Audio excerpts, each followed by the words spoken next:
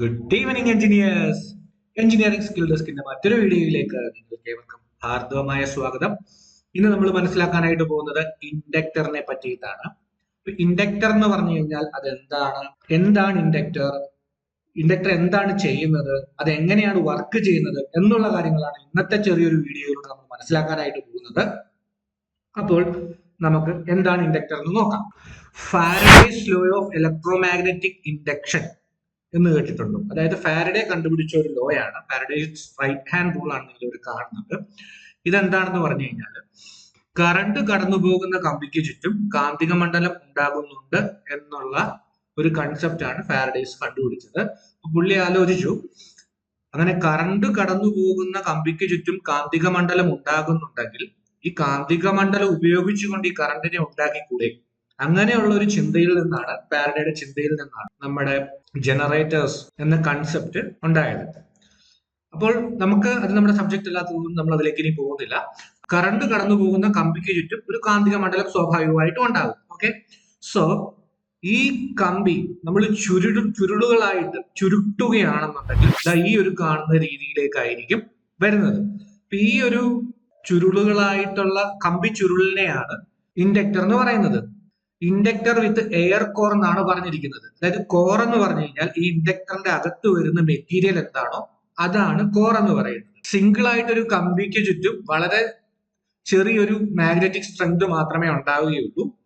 എന്നാൽ നമ്മൾ ഇതുപോലെ കോയിലാക്കുകയാണെന്നുണ്ടെങ്കിൽ കുറച്ചുകൂടി ശക്തമായിട്ടുള്ള ഒരു മാഗ്നറ്റിക് ഫീൽഡ് ആയിരിക്കും ഇതിനകത്തുകൂടി ഉണ്ടാവുക. അതുപോലെ തന്നെ ഇതിപ്പോൾ എയർ കോർ ഇൻഡക്ടർ ആണ്. എയർ കോറിന് പകരം ഫെറൈറ്റ് കോർ, അതായത് ഈ നടുക്ക് കാണുന്ന ഭാഗത്തേക്ക് നമ്മൾ ഫെറൈറ്റ് കോർ ഇൻഡക്ടർ ആണ് വെക്കുന്നതെന്നുണ്ടെങ്കിൽ ആ മാഗ്നറ്റിക് സ്ട്രെങ്ത് വീണ്ടും കൂടുന്നതാണ്. അത് മാത്രമല്ല, ഇതിനകത്തുകൂടി ഒഴുകുന്ന കറണ്ടിന്റെ ഇന്റൻസിറ്റിക്ക് അനുസരിച്ചും മാഗ്നറ്റിക് ഫീൽഡിന്റെ സ്ട്രെങ്ത് കൂടുന്നതാണ്. കറണ്ട് കൂടുമ്പോൾ സ്വാഭാവികമായിട്ടും ആ ഒരു മാഗ്നറ്റിക് ഫീൽഡിന്റെ സ്ട്രെങ്തും കൂടും. ഇപ്പൊ സിമ്പിൾ ആയിട്ട് പറഞ്ഞു കഴിഞ്ഞാൽ ഇൻഡക്ടർ എന്ന് പറയുന്നത് ഒരു പാസീവ് ഇലക്ട്രോണിക് കമ്പോണന്റ് ആണ്. അതായത് ഇലക്ട്രിക്കൽ എനർജിയെ മാഗ്നറ്റിക് ഫോമിൽ സ്റ്റോർ ചെയ്തു വെക്കാൻ സാധിക്കുന്ന, അല്ലെങ്കിൽ സ്റ്റോർ ചെയ്തു വെക്കുന്ന ഒരു പാസീവ് ഇലക്ട്രോണിക് കമ്പോണന്റ് ആണ് ഇൻഡക്ടർ. അതിന്റെ ഇംഗ്ലീഷിലുള്ള ഒരു എക്സ്പ്ലനേഷൻ ആണ് നമ്മൾ കൊടുത്തിരിക്കുന്നത്. Inductor is A passive component which is capable of storing electrical energy in the form of magnetic field. അതായത് മാഗ്നറ്റിക് ഫീൽഡ് ആയിട്ട് ഇലക്ട്രിക്കൽ എനർജിയെ സ്റ്റോർ ചെയ്ത് വെക്കുന്ന ഒരു പാസീവ് ഇലക്ട്രോണിക് കമ്പോണന്റ് ആണ് ഇൻഡക്ടർ എന്ന് പറയുന്നത്. അത് കോപ്പർ വയർ ഉപയോഗിച്ചോ ഏതൊരു കണ്ടക്ടർ ഉപയോഗിച്ചും, ഇലക്ട്രിസിറ്റിയെ കണ്ടക്ട് ചെയ്യുന്ന ഏതൊരു വയർ ഉപയോഗിച്ചും നമുക്കത് ഇൻഡക്ടർ നിർമ്മിക്കാവുന്നതാണ്. സ്വാഭാവികമായിട്ടും കോപ്പർ വയർ ആണ്. പിന്നെ ഇവിടെ നിങ്ങൾ കാണുന്ന ഇൻഡക്ടർ എന്ന് പറയുന്നതിന് ഒരു പ്രത്യേകതയുണ്ട്. ഇത് ഇൻസുലേറ്റഡ് കോപ്പർ വയർ ആണ്. കാരണം ഇവിടെ ഇൻസുലേഷൻ ഇല്ല, ഇവിടെ ഇൻസുലേഷൻ ഉണ്ട്. ഇവിടെ ഇൻസുലേഷൻ ഇല്ല എന്നുണ്ടെങ്കിൽ എന്താ സംഭവിക്കുക എന്ന് വെച്ച് കഴിഞ്ഞാൽ ഇത് ഫുൾ ഒരു ഷോർട്ട് ആയിട്ട് വയർ ആക്ട് ചെയ്യും. സോ ഇൻഡക്ടറുകൾ മേഡ് ചെയ്യുന്നത് ഇൻസുലേറ്റഡ് കോപ്പർ വയറുകൾ ഉപയോഗിച്ചിട്ടാണ്. ഇതാണ് ഇൻഡക്ടറിന്റെ സിമ്പല്. കറണ്ട് കടന്നു പോകുമ്പോഴത്തേക്കും ഇതിനകത്തു കൂടി ഒരു മാഗ്നറ്റിക് ഫീൽഡ് ലൈൻസ് ഇങ്ങനെ ഉണ്ടാകും. ഇതാണ് സംഭവം. ഇതാണ് ഇൻഡക്ടറിന്റെ പ്രിൻസിപ്പിൾ. ഓക്കെ, ഡി സി ആണ് കടത്തി വിടുന്നത് എന്നുണ്ടെങ്കിൽ സ്വാഭാവികമായിട്ടും ഒരു സൈഡ് നോർത്ത് പോളും ഒരു സൈഡ് സൗത്ത് പോളുമായിട്ട് ആക്ട് ചെയ്യും. അതേസമയം എ സി ആണ് കടത്തി വിടുന്നുണ്ടെങ്കിൽ ഇതൊരു ഡിഫറെന്റ് രീതിയിലായിരിക്കും ആക്ട് ചെയ്യുന്നത്, ബിഹേവ് ചെയ്യുന്നത്. അത് നമുക്ക് പിന്നീടുള്ള വീഡിയോസിൽ വ്യക്തമായിട്ട് മനസ്സിലാക്കാം. അതിനകത്ത് ഇംപിഡൻസ് എന്നൊക്കെ പറഞ്ഞിട്ടുള്ള കുറെ കാര്യങ്ങളുണ്ട്. അപ്പം ഇത്രയും മനസ്സിലായല്ലോ. ഇനി നമുക്ക് മനസ്സിലാക്കേണ്ടത് ചെറിയൊരു സിമുലേഷൻ കണ്ടുകൊണ്ട് നമുക്ക് ബാക്കിയുള്ള കാര്യങ്ങൾ മനസ്സിലാക്കാം. An inductor is a passive electronic component which is capable of storing electrical energy in the form of magnetic energy. Okay, ഇതാണ് നമ്മുടെ സിമുലേഷന് വേണ്ടിയിട്ടുള്ള ഒരു സെറ്റപ്പ് എന്ന് പറയുന്നത്. അപ്പൊ ഇവിടെ നിങ്ങൾക്ക് നോക്കിയാൽ കാണാം, ഒരു സെല്ലുണ്ട്, ഒരു സ്വിച്ച് ഉണ്ട്, ഒരു റെസിസ്റ്റൻസ് ഉണ്ട്. അതുപോലെ തന്നെ ഇവിടെ ഒരു സെല്ലുണ്ട്, ഒരു സ്വിച്ച് ഉണ്ട്, ഒരു ഇൻഡക്ടർ ഉണ്ട്, ഒരു റെസിസ്റ്റൻസ് ഉണ്ട്. സോ ഇനിഷ്യലി നമുക്കൊരു കാര്യം നോക്കാം. ഈ സ്വിച്ച് ഓൺ ചെയ്യുമ്പോൾ എന്താണ് സംഭവിക്കുന്നതെന്ന് നമുക്ക് ഇവിടെ നോക്കിയാൽ കാണാം. അതായത് ഈ സ്വിച്ച് ഓൺ ചെയ്യുന്ന സമയത്ത് കറണ്ട് എങ്ങനെയാണ് ഫോളോ ചെയ്യുന്നതെന്ന് നമുക്ക് മനസ്സിലാക്കാം. ഞാനിവിടെ സ്വിച്ച് ഓൺ ചെയ്യാൻ പോവാണ്. ഇതിന്റെ ഗ്രാഫ് ആണ് ഈ കാണുന്നത്. ഇവിടെ ഇപ്പൊ കറണ്ട് 0 ആണ്, കാരണം കറണ്ട് ഒന്നും ഒഴുകുന്നില്ലല്ലോ. ഇവിടെ 200 ഓമിന്റെ റെസിസ്റ്റർ ആണ്. ഇത് 5 വോൾട്ടിന്റെ ഒരു സെല്ലാണ്. ജസ്റ്റ് ഇത് ഓൺ ചെയ്യുന്നു. ഓൺ ചെയ്തുമ്പോൾ തന്നെ നിങ്ങൾക്ക് ഇവിടെ കാണാം, ഓൺ ചെയ്ത ഒറ്റ സെക്കൻഡിൽ തന്നെ ഇവിടെ 25 മില്ലി ആംസ് കറണ്ട്, ഇവിടെ നോക്കിയാലും കാണാം 25 മില്ലി ആംസ്, ഇവിടെ നോക്കിയാലും കാണാം 25 milli arms, 25 milli arms current flow ചെയ്യാൻ തുടങ്ങി. ഓൺ ചെയ്ത ഉടനെ തന്നെ ഒന്നുകൂടി കാണിച്ചു തരാം. ഇത് ഓഫ് ചെയ്തു, ഓൺ ചെയ്തു. ഓൺ ചെയ്ത ഉടനെ തന്നെ 25 മില്ലി ആംപിയർ കറണ്ട് ഇതിനകത്തുകൂടി ഒഴുകാൻ തുടങ്ങി. അപ്പൊ ഇത് എന്തുകൊണ്ടാണ് ഈ 25 മില്ലി ആംപിയർ മാത്രമായിട്ട് നിന്നത്? ഓർമ്മയുണ്ടോ? അതായത് നമ്മളുടെ ഓംസ് ലോ അനുസരിച്ചിട്ട് കറണ്ട് എന്ന് പറയുന്നത് I is equal to V/R ആണ്. ഇവിടെ വോൾട്ടേജ് എന്ന് പറയുന്നത് 5 ആണ്, റെസിസ്റ്റൻസ് എന്ന് പറയുന്നത് 200 ഓം ആണ്. So 5 divided by 200 is equal to 0.025. ഈ വാല്യൂ കിട്ടും. ഇത് ഇത്രയും ആംപിയർ ആണ്. ഇതിനെ നമ്മൾ കൺവേർട്ട് ചെയ്യുമ്പോഴത്തേക്കും 25 മില്ലി ആംപിയർ എന്നുള്ളൊരു ആൻസർ ആയിരിക്കും കിട്ടുക. ഓക്കെ, ഇത് മനസ്സിലായല്ലോ. നെക്സ്റ്റ് നമ്മൾ ഇതിനെ ഓഫ് ചെയ്തു. അടുത്തത് ഇവിടേക്ക് വന്നു. ഇവിടെ നമുക്ക് ഇൻഡക്ടർ ഉണ്ട്, റെസിസ്റ്റൻസ് ഉണ്ട്, സ്വിച്ച് ഉണ്ട്. സോ ഇവിടെ നമ്മൾ ഇത് ഓൺ ചെയ്യുന്ന സമയത്ത് ഇതേപോലെയാണോ വരുന്നതെന്ന് ശ്രദ്ധിച്ചു നോക്കുക. ജസ്റ്റ് ഞാൻ ഇവിടെ ഓൺ ചെയ്യുന്നു. ഓൺ ചെയ്ത് കഴിഞ്ഞപ്പോഴത്തേക്കും ഇവിടെ ഒരു വ്യത്യാസമുണ്ട്. അതായത് ഇവിടെ കറണ്ട് സഡൻ ആയിട്ട് ഇൻക്രീസ് ചെയ്തില്ല, പകരം നമ്മൾ കപ്പാസിറ്ററിൽ കണ്ടതുപോലെ സ്ലോലി ഗ്രാജുവലി ആണ് ഇൻക്രീസ് ചെയ്തത്. അതായത് ഇനിഷ്യലി ഇവിടെ നല്ലൊരു റെസിസ്റ്റൻസ് ഉണ്ട്, പക്ഷെ സമയം കടന്നു പോകുന്നതിനനുസരിച്ചിട്ട് ഈ മഞ്ഞ ലൈനാണ് കറണ്ടിനെ സൂചിപ്പിക്കുന്നത്. ഇത് വോൾട്ടേജ് ആണ് കേട്ടോ, പച്ച ലൈൻ വോൾട്ടേജ് ആണ്. സോ സമയം കടന്നു പോകുന്നതിനനുസരിച്ചിട്ട് ആണ് കറണ്ട് പതുക്കെ ഒഴുകി തുടങ്ങി. ലാസ്റ്റ് ഫുൾ കറണ്ട് ഏകദേശം 24.997 അപ്രോക്സിമേറ്റ്ലി 25 മില്ലി ആംസ് ഒഴുകാനായിട്ട് സ്റ്റാർട്ട് ചെയ്തത്. സോ ഇനിഷ്യലി ഇതൊരു റെസിസ്റ്റൻസ് ആയിട്ട് ആക്ട് ചെയ്യുന്നു. അതുകൊണ്ടാണ് ഇവിടെ ഇനിഷ്യൽ ടൈമിൽ, അതായത് ഈ ഒരു ടൈം ഇവിടം തൊട്ട് ഇവിടം വരെ അല്ലെങ്കിൽ ഇവിടം വരെ നമ്മൾ RC ടൈം കോൺസ്റ്റന്റ് പഠിച്ചതുപോലെ തന്നെ ഇവിടെയും അങ്ങനെ ഒരു ടൈം കോൺസ്റ്റന്റ് വാല്യൂ വരുന്നുണ്ട്. അപ്പം ഇനിഷ്യലി ഓൺ ചെയ്ത സമയത്ത് ഇതൊരു റെസിസ്റ്റൻസ് ആയിട്ട് ആക്ട് ചെയ്യുന്നു. അത് കഴിഞ്ഞിട്ട് സമയം കഴിയുന്നതിനനുസരിച്ചിട്ട് പതുക്കെ അതിന്റെ റെസിസ്റ്റൻസ് കുറഞ്ഞു വരുന്നു. ഒന്നുകൂടി കാണിച്ചാൽ ഈ ഇലക്ട്രോൺസിന്റെ ഫ്ലോ കണ്ടു കഴിഞ്ഞാൽ നിങ്ങൾക്ക് ചിലപ്പോൾ മനസ്സിലാവുമായിരിക്കും വ്യക്തമായിട്ട്.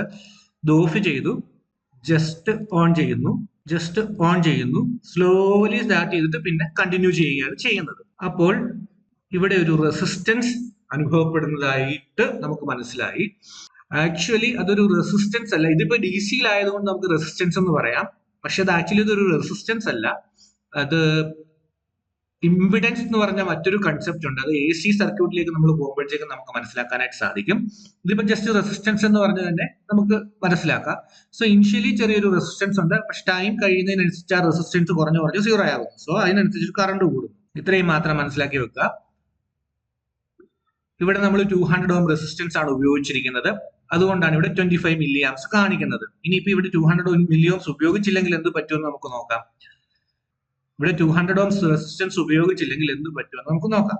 200 ഓംസ് റെസിസ്റ്റൻസ് ഉപയോഗിച്ചില്ലെങ്കിൽ ഇത് ഇനിഷ്യൽ റെസിസ്റ്റൻസിന് ശേഷം ഇതിന്റെ റെസിസ്റ്റൻസ് ഗ്രാജുവൽ ആയിട്ട് കൂടുകയും, ഇവിടെ മറ്റു റെസിസ്റ്റൻസ് ഒന്നും ഇല്ലല്ലോ, ഇതിന്റെ അക്രോസ് മാഗ്നറ്റിക് ഫീൽഡ് വളരെ ശക്തമായിട്ട് കൂടുകയും ഇതിനകത്തു നിന്നുള്ള ഫുൾ ആംപിയർ കറണ്ട്, അതായത് ഈ സെല്ലിന് എന്തുമാത്രം ആംപിയർ കറണ്ട്, അതിന്റെ സി റേറ്റിംഗ് എന്ന് പറയും, ബാറ്ററിയുടെ സി റേറ്റിംഗ്, എന്തുമാത്രം ആംപിയർ കറണ്ട് പ്രൊവൈഡ് ചെയ്യാൻ സാധിക്കുമ്പോൾ ആ ഫുൾ ആംപിയർ കറണ്ടും ഈ ഇൻഡക്ടറിലൂടെ കടന്ന് ന്യൂട്രലൈസ് ആകും. അതായത് 25 മില്ലി ആംപിയറിൽ നിൽക്കില്ല, അതിനു മുകളിലേക്ക് പോകാനുള്ള സാധ്യതയുണ്ട്. അതുകൊണ്ടാണ് ഞാൻ നേരത്തെ ഇവിടെ റെസിസ്റ്റൻസ് ഇട്ട് വെച്ചിരുന്നത്. ഇനി നമുക്ക് സിമുലേഷൻ ഒന്ന് കണ്ടു നോക്കാം. സോ ഞാൻ റെസിസ്റ്റൻസ് മാറ്റി ഇവിടെ ഇൻഡക്ടർ 1 ഹെൻറി എന്ന് കൊടുത്തിട്ടുണ്ട്. സ്വിച്ച് ഓൺ ചെയ്തു. സ്വിച്ച് ഓൺ ചെയ്യുമ്പോഴത്തേക്ക് നിങ്ങൾക്ക് ഇവിടെ നോക്കിയാലും കാണാം, പതിയെ ഗ്രാജുവലി കൂടുകയാണ്. ഇനിഷ്യലി റെസിസ്റ്റൻസ് കുറവായിരുന്നു, അത് കഴിഞ്ഞ് റെസിസ്റ്റൻസ് കുറഞ്ഞു ഇല്ലാതാവുകയാണ്. അപ്പോൾ ഈ റെസിസ്റ്റൻസ് കുറയുന്നതിനനുസരിച്ചിട്ട് കറണ്ട് കൂടിക്കൊണ്ടിരിക്കുകയാണ്. ഇത് സിമുലേഷൻ ആയതുകൊണ്ടാണ് ഇങ്ങനെ കൂടി അങ്ങ് പോകുന്നത്. ആക്ച്വലി ഇൻ റിയൽ ലൈഫിൽ നേരത്തെ പറഞ്ഞതുകൂടി സെല്ലിന് എന്തുമാത്രം കറണ്ട് പ്രൊവൈഡ് ചെയ്യാൻ പറ്റുമോ അത്രമാത്രം ഇതിനകത്തൂടി ഒഴുകുകയുള്ളൂ. ഇവിടെ 1 ഹെൻറി എന്ന് കാണിച്ചിരിക്കുന്നത് ഇൻഡക്റ്റൻസ് എന്ന് പറയും. അതായത് റെസിസ്റ്ററിന് റെസിസ്റ്റൻസ് ഉള്ളതുപോലെ തന്നെ ഇൻഡക്ടറിന്റെ മെഷർമെന്റ് യൂണിറ്റ് ആണ് ഇൻഡക്റ്റൻസ്. ഇൻഡക്റ്റൻസ് എന്ന് പറഞ്ഞു കഴിഞ്ഞാൽ മാഗ്നറ്റിക് ഫീൽഡ് ആയിട്ട് എനർജിയെ സ്റ്റോർ ചെയ്തു വെക്കാനുള്ള ഒരു ഇൻഡക്ടറിന്റെ കഴിവിനെയാണ് ഇൻഡക്റ്റൻസ് എന്ന് പറയുന്നത്. അതായത് ഇലക്ട്രിക്കൽ എനർജിയെ മാഗ്നറ്റിക് എനർജി ആയിട്ട് സ്റ്റോർ ചെയ്തു വെക്കാനുള്ള ഇൻഡക്ടറിന്റെ കപ്പാസിറ്റിയാണ് ഇൻഡക്റ്റൻസ് എന്ന് പറയുന്നത്. സോ ഇൻഡക്റ്റൻസിനെ മെഷർ ചെയ്യുന്നത് 1 ഹെൻറി എന്നാണ്. ഇവിടെ 1 ഹെൻറി ആണ്. ഇതിനെ നമുക്ക് ഇൻഡക്റ്റൻസ് കൂട്ടി കഴിഞ്ഞാൽ 2 ഹെൻറി ആക്കാം. സോ ഇൻഡക്റ്റൻസ് കൂടുന്നതിനനുസരിച്ചിട്ട് ആ ഒരു ഇൻഡക്ടറിന്റെ എനർജി സ്റ്റോർ ചെയ്ത് വെക്കാനുള്ള കപ്പാസിറ്റി കൂടും. അതായത് 1 ഹെൻറി ആയിരിക്കുമ്പോഴത്തേക്കും കുറച്ച് മാഗ്നറ്റിക് സ്ട്രെങ്ത് മാത്രമേ ഉള്ളൂ എന്ന് വിചാരിക്കുക ഈ ഒരു സർക്യൂട്ടില്. ഇതിനെ നമ്മൾ 2 ഹെൻറി ആക്കി കഴിയുമ്പോഴത്തേക്കും ഇൻഡക്റ്റൻസ് കൂടി. സോ ഇൻഡക്റ്റൻസ് കൂടി കഴിയുമ്പോഴത്തേക്കും കുറച്ചുകൂടി സ്ട്രെങ്ത് ആയിട്ടുള്ള ഒരു മാഗ്നറ്റിക് ഫീൽഡ് ആയിരിക്കും ഇതിനു ചുറ്റും ജനറേറ്റ് ആവുക. ഇനി നമുക്ക് ഈ ഇൻഡക്ടറിൽ എനർജി സ്റ്റോർ ആകുന്നുണ്ടോ ഇല്ലയോ എന്ന് നമുക്ക് അറിയണമല്ലോ. എന്തായാലും ഇത് സർക്യൂട്ട് കംപ്ലീറ്റ് ആവുന്ന സമയത്ത് ഈ ഇൻഡക്ടറിൽ മാഗ്നറ്റിക് ഫീൽഡ് ആയിട്ട് എനർജി സ്റ്റോർ ചെയ്യുന്നുണ്ട് എന്ന് നമ്മൾ പഠിച്ചു.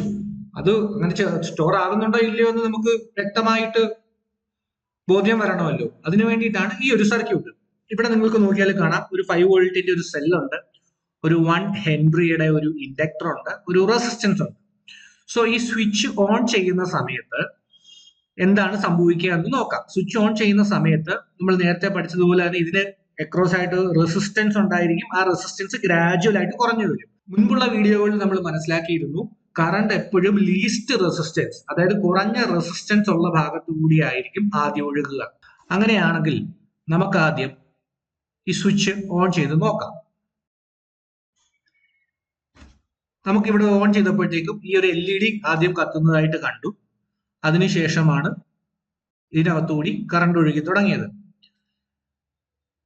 ഈ ഒരു LED കത്താൻ കാരണം എന്താണെന്ന് പറഞ്ഞു കഴിഞ്ഞാൽ നേരത്തെ പറഞ്ഞതുപോലെ തന്നെ ഇത് ഇനിഷ്യലി ഒരു റെസിസ്റ്റൻസ് പോലെ ആക്ട് ചെയ്തു. സോ ലീസ്റ്റ് റെസിസ്റ്റൻസ് എവിടെയാണോ, ഈ കറണ്ട് ഇതുവഴി വരുന്ന സമയത്ത് എവിടെയാണോ, ഈ പാത്തിലൂടെയാണോ കുറഞ്ഞ റെസിസ്റ്റൻസ് എന്നുള്ളത് നോക്കിയിട്ട് അതുവഴിയായിരിക്കും ഒഴുകുക.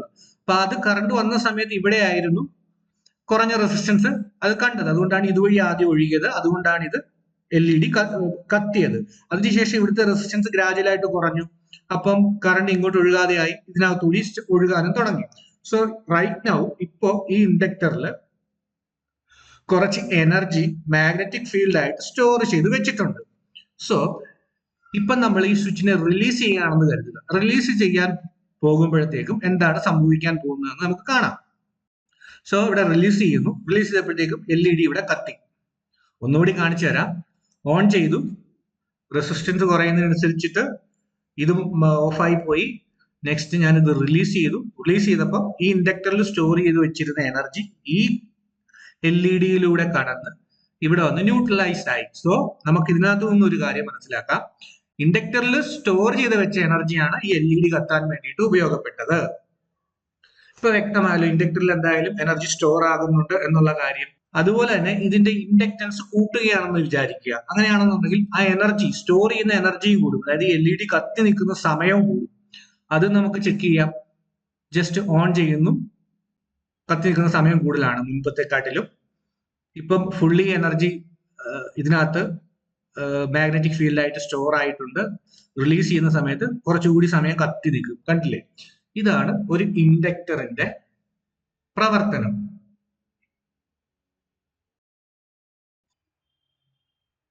ഇനി ഒരു ഇൻഡക്ടർ എങ്ങനെയാണ് ആക്ട് ചെയ്യുന്നത് AC-യിലും DC-യിലും എന്നുള്ള കാര്യം നമുക്ക് നോക്കാം. അതായത് അതെങ്ങനെയാണ് വർക്ക് ചെയ്യുന്നത് എന്നുള്ള കാര്യം നമുക്ക് നോക്കാം. അതിനു വേണ്ടിയിട്ട് ഈ ഒരു പിക്ചർ നമുക്ക് ഉപയോഗിക്കാം. ഇതിനകത്ത് വ്യക്തമായിട്ട് നമുക്ക് മനസ്സിലാവും. ഒരു ഇൻഡക്ടർ എന്ന് പറഞ്ഞു കഴിഞ്ഞാൽ DC-യെ കടത്തി വിടും, AC-യെ ബ്ലോക്ക് ചെയ്യും. അത് ഞാനൊരു സിമുലേഷനിലൂടെ നിങ്ങൾക്ക് വ്യക്തമാക്കി തരുന്നതാണ്. അത് ഈ ഇൻഡക്റ്റൻസിന്റെ വാല്യൂവിനനുസരിച്ചിട്ടാണ് അത് എന്തുമാത്രം AC-യെ ബ്ലോക്ക് ചെയ്യും, എന്തുമാത്രം DC-യെ കടത്തി വിടുന്നു എന്നുള്ളതൊക്കെ വരുന്നത്. ഇവിടെ നമ്മുടെ കപ്പാസിറ്ററിന്റെ ഇതുപോലെ തന്നെയാണ്. കപ്പാസിറ്ററിന്റെ വാല്യൂവിനനുസരിച്ചിട്ടാണ് അത് എന്തുമാത്രം AC-യെ കടത്തി വിടുന്നു, DC-യെ ബ്ലോക്ക് ചെയ്യുന്നു എന്നുള്ള കാര്യം ഡിറ്റർമൈൻ ചെയ്യുന്നത്. നമ്മൾ നേരത്തെ പഠിച്ചതുപോലെ തന്നെ കപ്പാസിറ്ററിന്റെ ഓപ്പോസിറ്റ് ബിഹേവിയർ ആണ് ഇൻഡക്ടറിനുള്ളത്. ഇൻഡക്ടർ DC-യെ കടത്തിവിടും, AC-യെ ബ്ലോക്ക് ചെയ്യും. അതുപോലെ തന്നെ കപ്പാസിറ്റർ DC-യെ ബ്ലോക്ക് ചെയ്യും, AC-യെ കടത്തിവിടും. ഇനി നമുക്ക് ഇതിന്റെ ഒരു സിമുലേഷനിലേക്ക് പോവാം. കൂടുതൽ വ്യക്തമായി മനസ്സിലാക്കുന്നതിന് വേണ്ടിയിട്ട് നിങ്ങൾക്ക് ഇവിടെ ഒരു സിമുലേഷൻ കാണാം. അപ്പൊ ഇതിനകത്ത് ഉപയോഗിച്ചിരിക്കുന്ന AC ഫ്രീക്വൻസി 3 കേസിലും 3 സിറ്റുവേഷൻസിലും സെയിം തന്നെയാണ്. ഉപയോഗിച്ചിരിക്കുന്ന റെസിസ്റ്റൻസുകൾ 3 സിറ്റുവേഷനിലും സെയിം തന്നെയാണ്. എന്നാൽ നിങ്ങൾക്ക് ഇവിടെ നോക്കിയാൽ ഇൻഡക്റ്റൻസ് വാല്യൂ വ്യത്യാസമാണ് എന്ന് മനസ്സിലാക്കാനായിട്ട് സാധിക്കും. ഇൻഡക്ടറിന്റെ ഇൻഡക്റ്റൻസ് വാല്യൂയുടെ വ്യത്യാസമാണ്. അപ്പോൾ ഈ 3 സിറ്റുവേഷൻസിലും ഇത് രണ്ടും സെയിം ആണ്. ഈ 3 സിറ്റുവേഷൻസിലും ഉണ്ടാകുന്ന വോൾട്ടേജ് അല്ലെങ്കിൽ ആ കറണ്ടിന്റെ ആംപ്ലിറ്റ്യൂഡ് ആണ് ഇവിടെ നിങ്ങൾ 3ലും കാണുന്നത്. ഇൻഡക്റ്റൻസ് കൂടുതലാണെങ്കിൽ ഇത് കടത്തിവിടുന്ന കറണ്ട് കുറവായിരിക്കും. ഇൻഡക്റ്റൻസ് കുറയുന്നതിനനുസരിച്ചിട്ട് കടത്തിവിടുന്ന AC കറണ്ടിന്റെ വാല്യൂ കൂടുന്നുണ്ട്. ഇതാണ് പറയുന്നത് ഇൻഡക്ടറുകൾ ACയെ ബ്ലോക്ക് ചെയ്യുകയും DCയെ കടത്തിവിടുകയും ചെയ്യും എന്ന് പറയുന്നത്. DC എന്ന് പറയുമ്പോൾ സ്വാഭാവികമായിട്ടും ഫ്രീക്വൻസി കുറവാണ് എന്ന് വേണം കൺസിഡർ ചെയ്യാൻ. അതായത് ഇപ്പം ഇവിടെ കാണുന്ന നമുക്ക് ഇത് തന്നെ എടുക്കാം. ഇതിന്റെ ഇൻഡക്റ്റൻസ് ഇവിടെ കുറവാണല്ലോ. ഈ ഒരു 250 മില്ലി ഹെൻറി ആണ് ഇതിന്റെ ഇൻഡക്റ്റൻസ്. പക്ഷെ ഇവിടെ സെയിം ഫ്രീക്വൻസി ആയിട്ട് കൂടെ ഹൈ ആംപ്ലിറ്റ്യൂഡ് ആണ് കറണ്ട് പാസ് ചെയ്യുന്നത്. കൂടുതൽ കറണ്ട് ഇതിനകത്ത് കൂടി ഒഴുകുന്നുണ്ട്. എന്നാൽ ഈ ഫ്രീക്വൻസി നമ്മൾ ചേഞ്ച് ചെയ്യുകയാണ്. നമ്മൾ ഒരു 400 ഹെർട്സിലോട്ട് ചേഞ്ച് ചെയ്യുകയാണ്. അപ്പൊ സ്വാഭാവികമായിട്ടും ഇൻഡക്ടറിന്റെ സ്വഭാവം എങ്ങനെയാണ്? DCയെ കടത്തിവിടും, ACയെ ബ്ലോക്ക് ചെയ്യും. സോ ഈ 400 ഹെർട്സിലേക്ക് മാറുമ്പോഴത്തേക്കും 40 ഹെർട്സിൽ നിന്നും 400 ഹെർട്സിലേക്ക് മാറുമ്പോഴത്തേക്കും അതിനകത്ത് ACയുടെ സ്വഭാവമാണ് കൂടുന്നത്. സോ സ്വാഭാവികമായിട്ട് എന്താണ് ഇവിടെ സംഭവിക്കുക? ഇവിടെ സ്വാഭാവികമായിട്ടും ഇതിന്റെ ആംപ്ലിറ്റ്യൂഡ് കുറയും. നമുക്കത് നോക്കാം. നോക്കൂ, ഇവിടെ നമ്മൾ ഫ്രീക്വൻസി കൂട്ടിയപ്പോഴത്തേക്കും ഇൻഡക്ടർ ബ്ലോക്ക് ചെയ്തു തുടങ്ങി. അതായത് ACയെ കടത്തിവിടുന്നില്ല. അതേസമയം ഇവിടെ നമുക്ക് കുറഞ്ഞ ആംപ്ലിറ്റ്യൂഡ് ആയിരുന്നല്ലോ കിട്ടിക്കൊണ്ടിരുന്നത്. ഇവിടെ നമുക്ക് ഈ 40 ഹെർട്സിൽ നിന്നും ഇവിടെ 400 ഹെർട്സിലേക്ക് നമ്മൾ ഉയർത്തുകയാണ് ചെയ്തത്. അപ്പം കുറഞ്ഞ ഇൻഡക്റ്റൻസ് ആയിട്ട് തന്നെ ഇതിന്റെ ആംപ്ലിറ്റ്യൂഡ് കറണ്ട് കുറഞ്ഞു. ഇവിടെ കൂടിയ ഇൻഡക്റ്റൻസ് ആണ്, സെയിം ഫ്രീക്വൻസി ആണ്. ഇവിടെ നമുക്ക് കിട്ടിയത് നേരത്തെ അപേക്ഷിച്ച് ചെറിയ ആംപ്ലിറ്റ്യൂഡ് ആണ് കിട്ടിയത്. എന്നാൽ ഈ ഫ്രീക്വൻസി നമ്മൾ വീണ്ടും കുറയ്ക്കുകയാണെന്ന് വിചാരിക്കുക 4 ഹെർട്സിലേക്ക്. അപ്പൊ സ്വാഭാവികമായിട്ടും അതൊരു DC വാല്യൂയിലേക്ക് മാറും. അങ്ങനെയാണെങ്കിൽ 4 ഹെർട്സിലേക്ക് മാറിക്കഴിയുമ്പോഴത്തേക്ക് നിങ്ങൾക്ക് ഇവിടെ നോക്കിയാൽ കാണാം ആംപ്ലിറ്റ്യൂഡ് ഇവിടെ കൂടിയിട്ടുണ്ട്. അല്ലെന്നുണ്ടെങ്കിൽ നമുക്കൊരു 10 ഹെർട്സിലേക്ക് ആക്കാം. കുറച്ചുകൂടി അറിയുന്നതിന് നേരത്തെക്കാട്ടിലും കുറച്ചുകൂടി ആംപ്ലിറ്റ്യൂഡ് ഇവിടെ കൂടുതലായിരിക്കും നമുക്ക് ലഭിക്കുക. ഇതാണ് ഒരു ചെറിയൊരു സിമുലേഷൻ. നിങ്ങൾക്ക് വ്യക്തമായി മനസ്സിലാക്കി എന്ന് വിശ്വസിക്കുന്നു. ഇത്ര ഇൻഫർമേഷൻസ് ആയിരുന്നു എനിക്ക് നിങ്ങളോട് ഷെയർ ചെയ്യാനുണ്ടായിരുന്നത്. വീഡിയോ കണ്ടതിന് വളരെയധികം നന്ദി. മറ്റൊരു വീഡിയോയിൽ കാണുന്നത് വരെ എല്ലാവർക്കും നന്ദി. നമസ്കാരം.